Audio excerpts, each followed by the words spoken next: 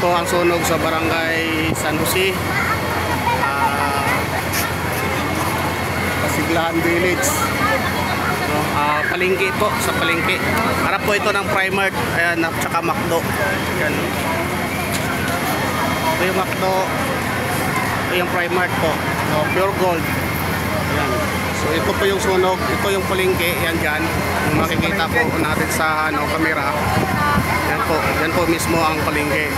Then ito sa kabila naman po, sa bandang side, bandang kanan na area po ay yan po ang bilihan po ng mga plastic material.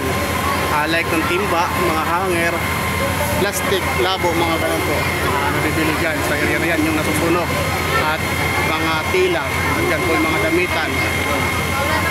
Ito ang palengke. So, tapat lang ng Primark. Yan o. Primark, Pasiglahan. So, sa kasalukuyan naman po ay wala naman po mga kapatid sa area na to. Kasi nga palengke ay walang nanirahan dyan na mga nag-i-stayin. Kasi palengke po ito. At saka pamilihan lang po ito. Andun sa side na yon, doon sa unahan po, yun po yung Bayad Center na parang apartment na mahaba po yun kung matatanaw pa po sa video. Yan. Wala rin, malayo pa yun sa sunog kasi may firewall po yun doon. So dito lang, ayun, malakas pa yung apoy doon sa loob. Malakas pa po yung apoy sa loob doon kasi nga plastic na mga nasusunog yan dyan. Ay, ikaw pa yan. Yan, may gawa ako eh. May gawa ako eh.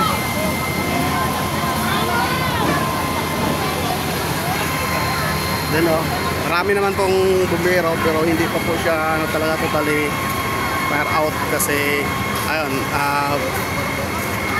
nagbubuga pa ng tubig ang fire truck. Yan.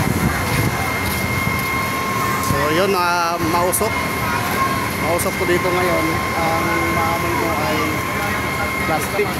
Yun, masakit sa ilong, masakit sa mata kasi plastic nga po yung umuusok na nagmumula dyan sa sunog. So yun po ang report po sa kasalukuyan po. Oras ay 3:40. So nag-start na po ito ay nasa 2:30 start na.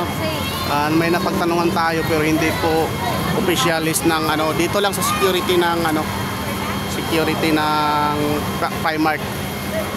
Yan, 2:30 daw nag-start yung sunog dyan. So mabilis lang yung sunog. Lumaki agad kasi nga plastic material yung nadali. Ayan.